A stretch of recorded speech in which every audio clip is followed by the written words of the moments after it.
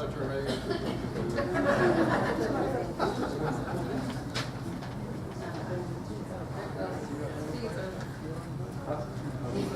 Try to get everything on the bottom.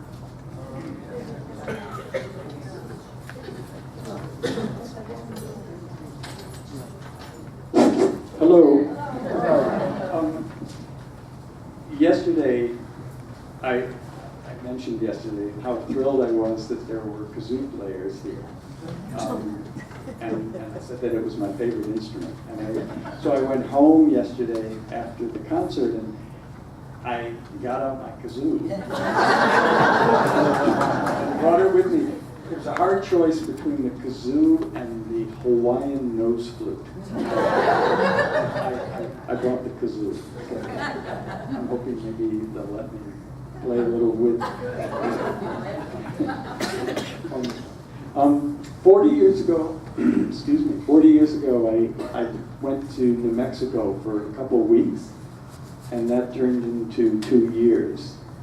It truly, for me, was a land of enchantment. And while I was there, I was studying ceramics, and I also had a wonderful opportunity to spend time visiting the pueblos along the Rio Grande River and observed their ceremonies, their different ceremonies. And I guess part of it was coming from actually Syracuse, New York area to New Mexico. I was amazed at the mix of cultures and the possibilities of music there. And when I left New Mexico, a year later, I realized that I had absorbed in spirit, in some form, the chanting that I heard. And so tonight I would like to begin by bringing to you, in spirit, a sense of the chanting in the ceremonies. It isn't anything that I learned or studied. It just feels like a gift. And for me, it's a way of welcoming you all. It's a way of saying thank you, all of us, thank you for, of all the things that can occur in a day or in the world, that here we are doing this together. It's very special. And so the chanting is a way of honoring and celebrating this. And I think I'm going to leave out the story that I told yesterday, just so that we can do more music together. I'm hoping, I'm just hoping.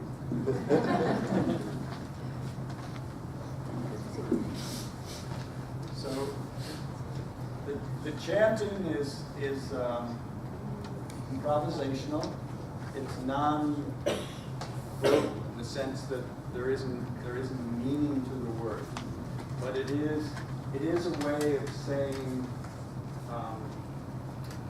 how honored I feel to be here and with all of you in this sharing.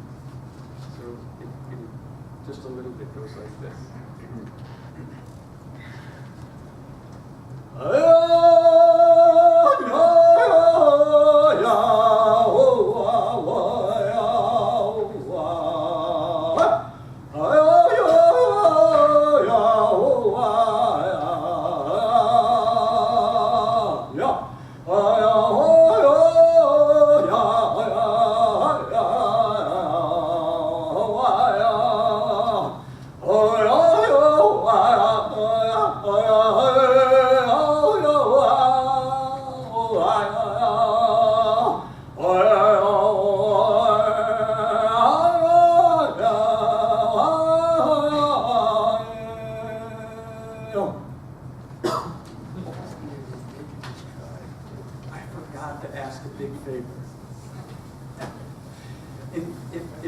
If you're so inclined to clap, please don't.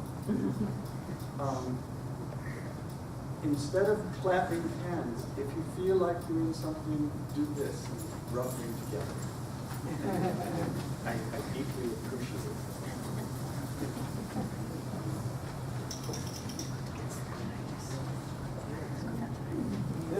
This is a Native American flute, made of some beautiful wood. It has a very beautiful quality sound to it. And again, when I play the flute, for me, it's a way of praying and an expression of gratitude. So this is, and in improvisation, it is in response to you. The room that I'm in, the evening, and each of your presence is what calls forth the sound.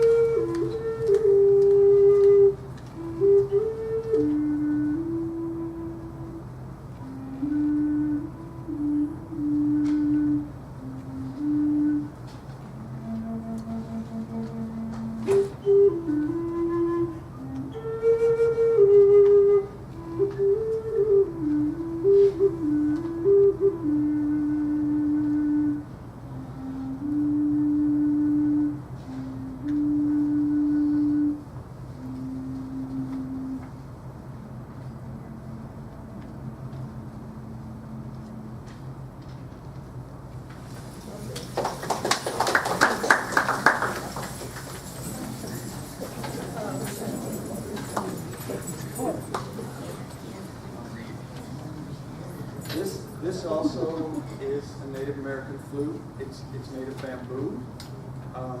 It was made by this wonderful person down in Florida who grows his own bamboo, harvests, cures it, and then makes flutes from many different cultures. This one is called the Kiowa, a Native American tribe, the Kiowa courting flute. And this story I love, so I'll tell you a little bit of this. The story goes that there was a young man in a Kiowa village.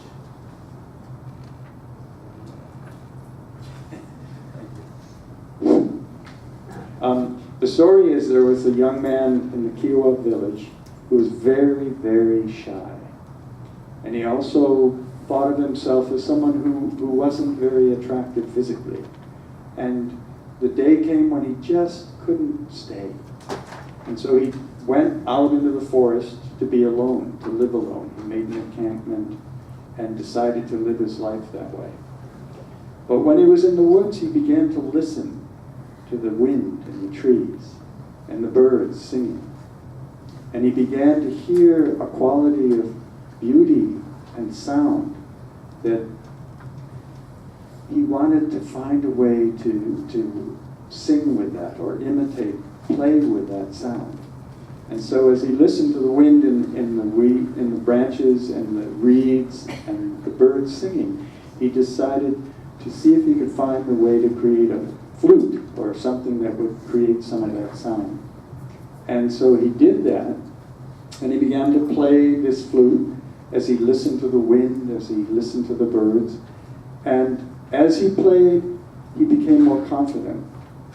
And at some point, he was so calmed and soothed by the beauty that he lived amidst that he decided to go back towards the village. But again, he couldn't go back in. He still was so very shy. So he made an encampment on the edge of the village. And he began to play his flute. And there was a young woman who lived in the village who heard this beautiful sound, enchanting sound. And so she went in search of the beauty and the sound. And she approached this young man, and in the enchantment of the beauty of the sound, all she could see was beauty. And so she fell in love with him, and he with her, and together they went back into the village and began a life together. And so what the young man had created had become known as the Kiowa courting flute. So I'll just play.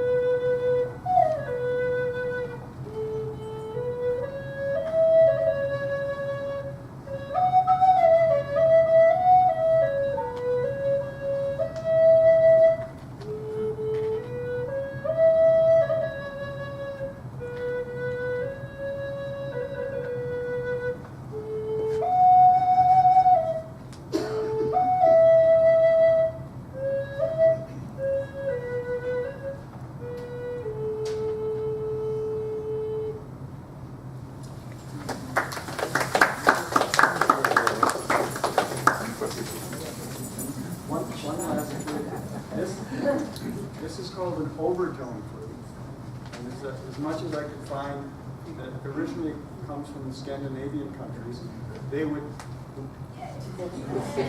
Thank you. This overtone flute came from it was an interest in the Scandinavian countries, looking at the reeds growing along the water's edge, what to do with that reed to create a flute, a sound. And so they would dry one of the reeds and hollow it out. There are no finger holes. So there isn't the scale that we're familiar with.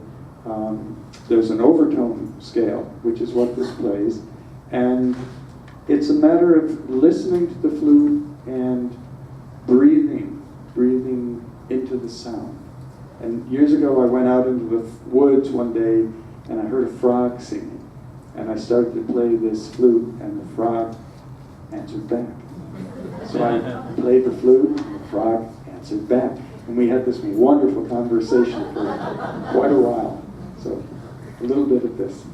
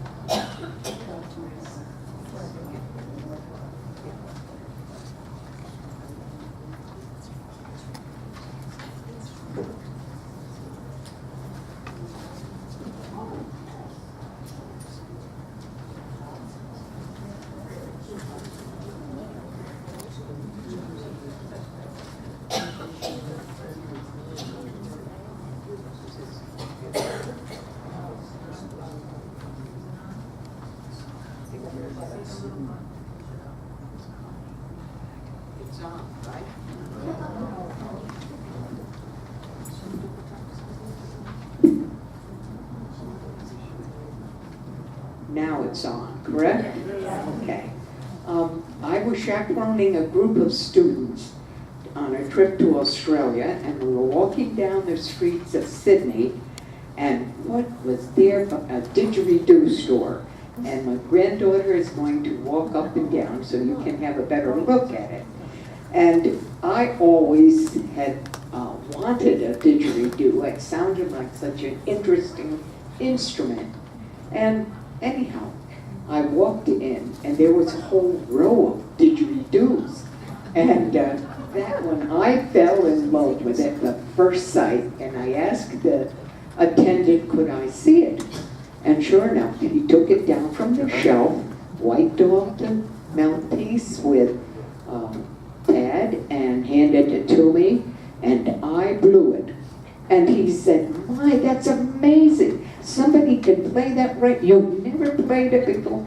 No, I said. And he went on raving until the point where I walked out of the store, $200 out of my wallet, and a didgeridoo on the way to the United States, all packed and all.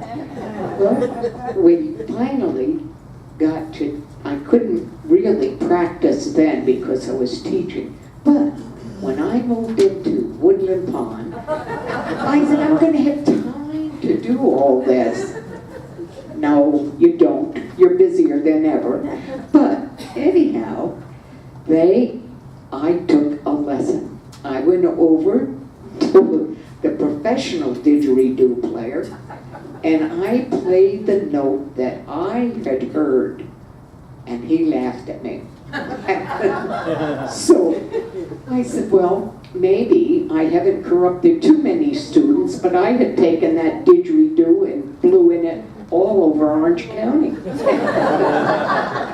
And I am going to play for you tonight a little song that I've been practicing because he did tell me how to play it.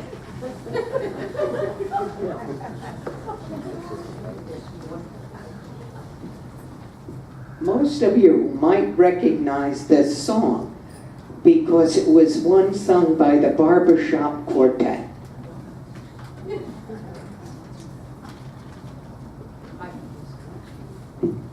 I just have to give it to make sure it's in the right tone because instruments of wood can be affected by temperature and moisture, so bear with me just a moment.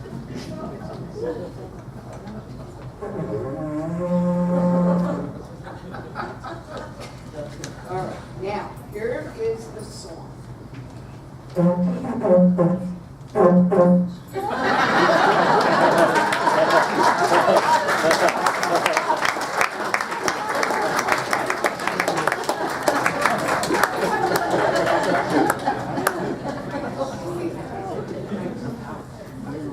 Is it on? Yes, I guess it is. Hi, I'm Maria, and I have a didgeridoo.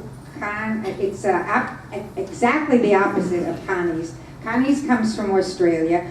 Mine comes from Lincoln Center in New York City, and mine is made out of PVC. And I won't even attempt to play it for you because in the research that I did about the didgeridoos, which by the way are Aboriginal instruments that are known to Northern Australia for at least 1,500 years. Nobody really knows how old they are, but there are cave paintings showing people playing this instrument. So it is one of the oldest instruments around. But also I found out a number of interesting facts. One is that traditionally women shouldn't play it. And that's why I say that I can't. Because I'm not supposed to, and that's why Connie can't play hers either. I also have found out that the breathing that you have to do with this instrument is very healthy, and it can help you control snoring and sleep apnea, so maybe a community like this should give lessons in didgeridoo playing for health purposes. However, we are very fortunate. Yesterday afternoon, you only got to hear the, what shall I say, the awful attempts on our part to play this instrument, but tonight we have Adam Bradley with us, who is a real didgeridoo player, and he has brought 3 more didgeridoos, so now we have 5 on the premises altogether, so we can really benefit and have health benefits from it. And I believe that the surprise is going to be that David and Adam are going to play together. So we are going to have a very special treat of having the flute and the didgeridoo. Adam, do you want to take over? Hello, everybody. Thank you for inviting me. It's an honor and a pleasure. I'm happy to be here. Don't have too much more to add, although I do remember when I picked up the instrument, reading that some archaeologists believe that this instrument has been played for 50,000 years. Oh, wow. About the time, the earliest cave drawings of when the Aboriginal people settled the continent of Australia. So I suppose it's that or the drum, but either way, when I hear this instrument, I hear that. I hear that lineage. It's just a sound that speaks. I mean, even if you're not from Australia, if you're a human being, I think this sound just speaks straight to the soul. And so let me pull out a couple didgeridoos and see if I can maybe, hopefully, play as well as the first song.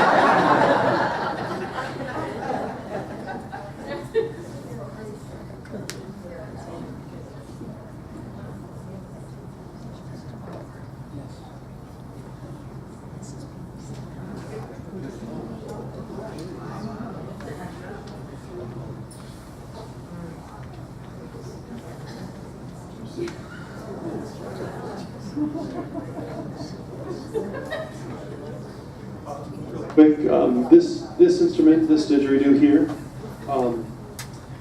as the first didgeridoo you saw is truly an Australian eucalyptus didgeridoo, and those true didgeridoos are made by termites. Actually, there's a species of termite in Australia which will bore through dying branches and then use that as their home and refuge.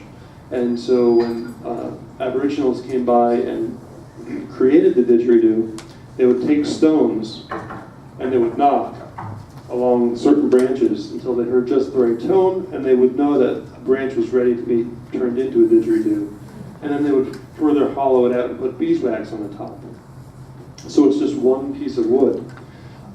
This one that I'm going to start out with is made by cottonwood, and it was made by a maker up in New Hampshire.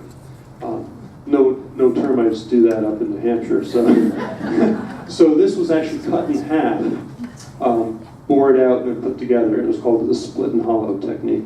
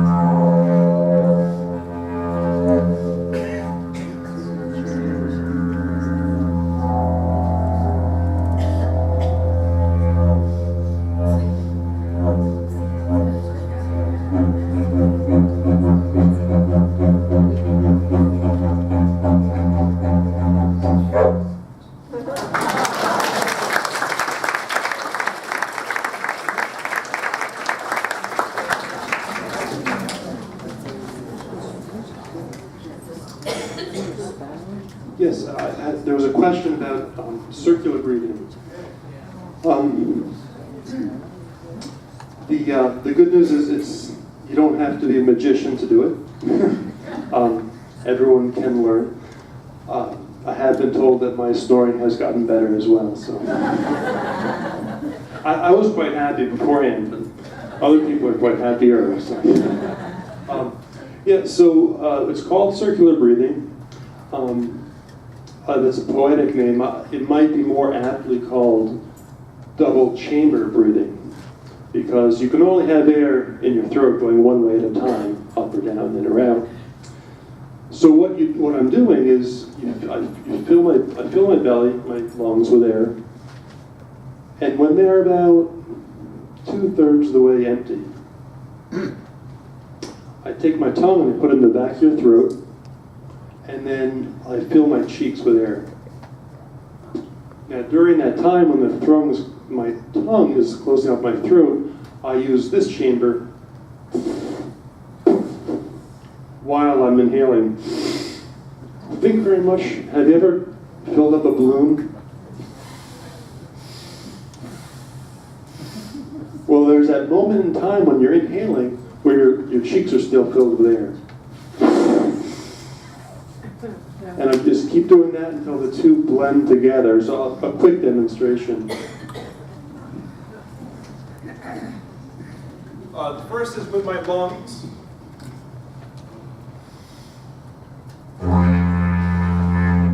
And now I'm going to do this is just with my mouth, or the air in my mouth. I'll breathe out first to prove to you.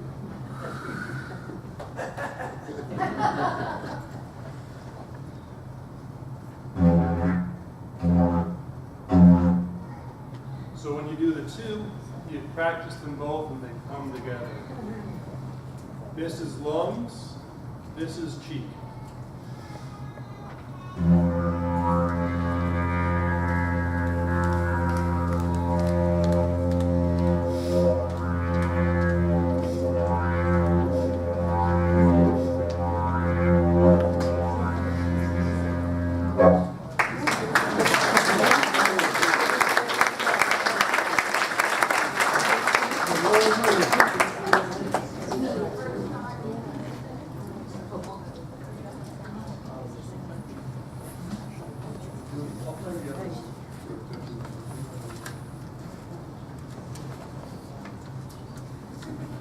Okay, I'm going to play one other one for you, and hold on, let me get it out.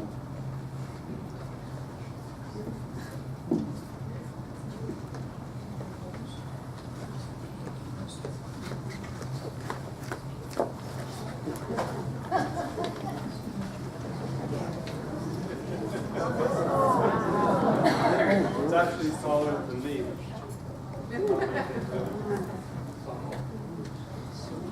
This didgeridoo was made by a gentleman in northern Arizona, and he, as well as the other gentleman, they're both full-time didgeridoo builders. That's all they've dedicated their lives to it.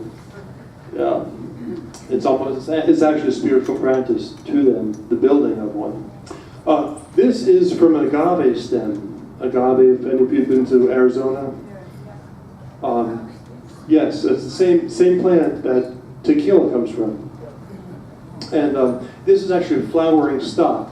This is the stock that was growing in the desert that had flowers coming off of it. Built in the same way, it was cut in half and hollowed, but because it's a very thin wood, the mouthpiece is made out of black walnut.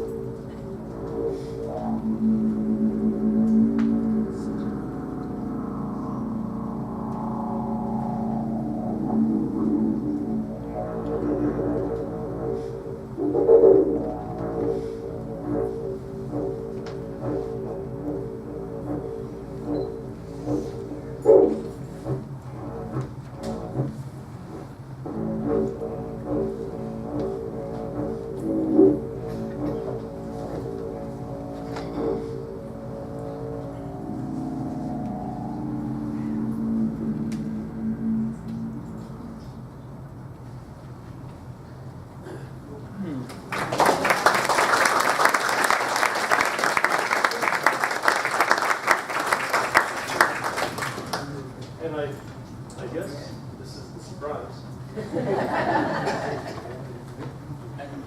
we didn't talk or prepare anything.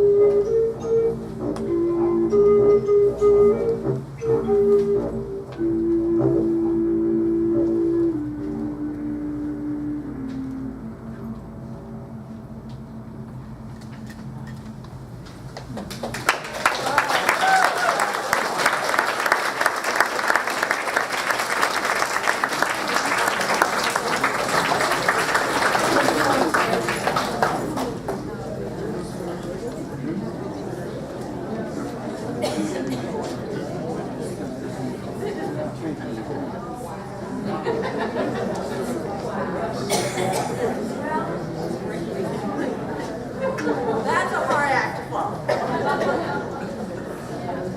And we've had such wonderful instruments, we hope you have an open mind about all kinds of instruments, big and...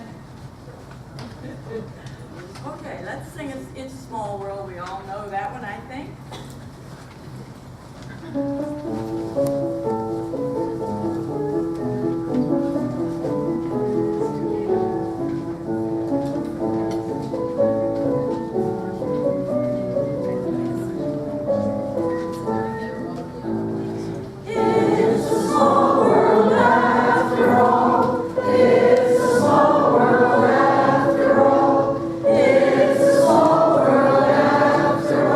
It's a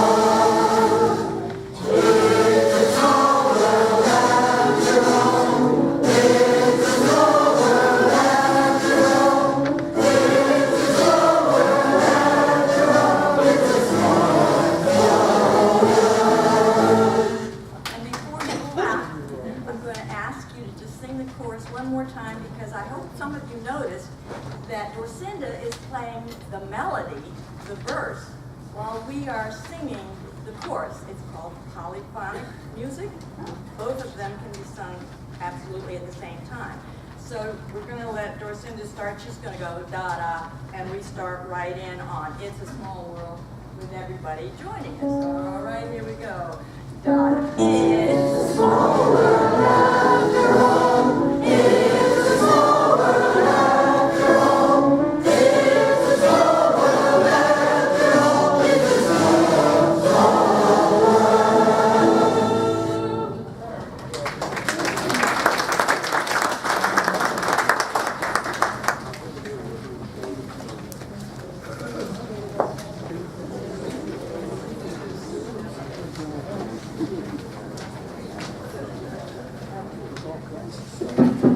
As you may have noticed, there's some kazoos about, and we're going to play 4 pieces for you, along with the theme of the small world, which has been prevalent during the concert tonight. We're going to play the Battle of Jericho, which is someplace on Long Island, I think. Deep in the heart of Texas with hand clapping. Now, blowing the kazoo and hand clapping at the same time is difficult. We'll see if anybody follows the Brazilian process. And then a German one, Octaviever Augustin. And then Pop Goes the Weasel with a spoken pop. I don't know where that came from, so we'll call it Canadian. Oh, fuck you. Whenever.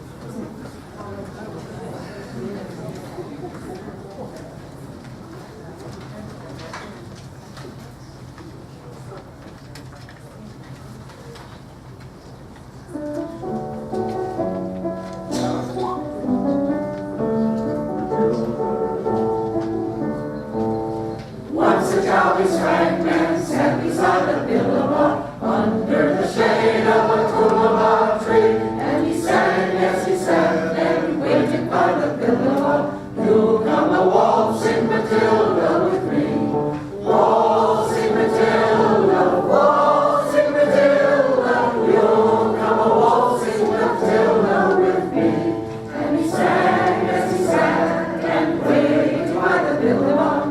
You'll come a waltzing Matilda with me.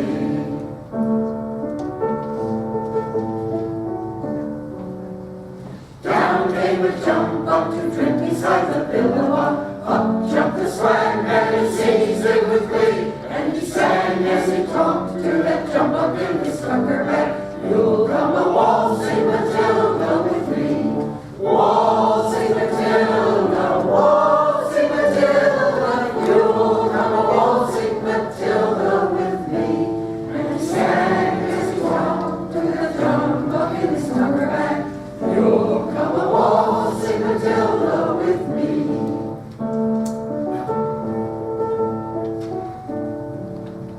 Down came the stockman riding on his thoroughbred. Down came the troopers, 1, 2, 3. There's a jolly jump up you've got in your tuckerhead. You'll come a waltzing Matilda with me. Waltzing Matilda, waltzing Matilda. You'll come a waltzing Matilda with me. And where's the jolly jump up you've got in your tuckerhead? You'll come a waltzing Matilda with me.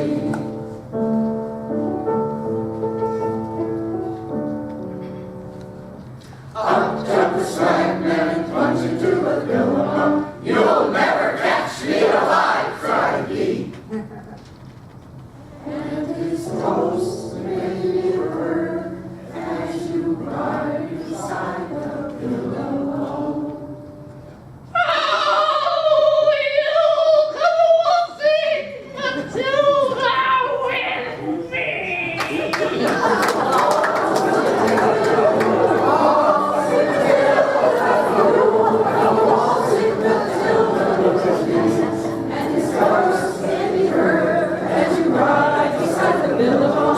You'll come a waltzing Matilda with me.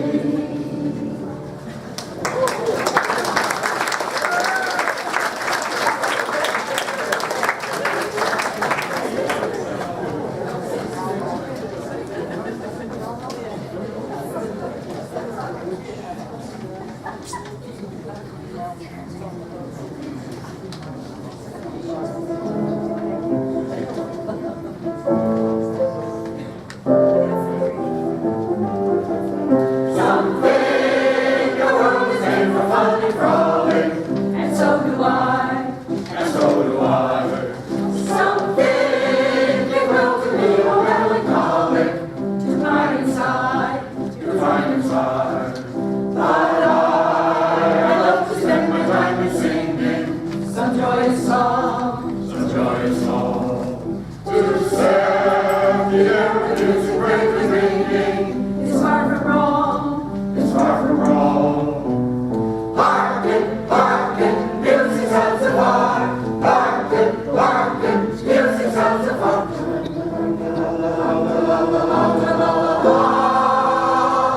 Joy is everywhere.